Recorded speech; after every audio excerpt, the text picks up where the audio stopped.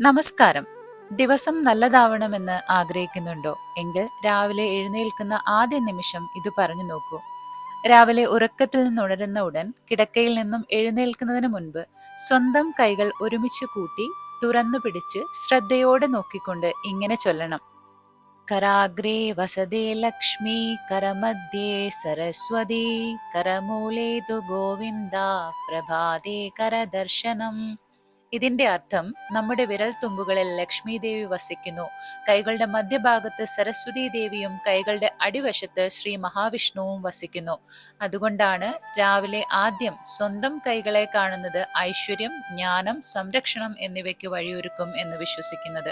ഈ മന്ത്രം ചൊല്ലി ദിവസം ആരംഭിച്ചാൽ മനസ്സിന് ശാന്തിയും ദിവസം മുഴുവൻ പോസിറ്റീവ് ഊർജവും ലഭിക്കും. ഇത്തരത്തിലുള്ള ആത്മീയ അറിവുകളും മന്ത്രങ്ങളും നിത്യജീവിതത്തിൽ ഉൾപ്പെടുത്താൻ ലൈക്ക്, ഷെയർ, സബ്സ്ക്രൈബ്. നന്ദി.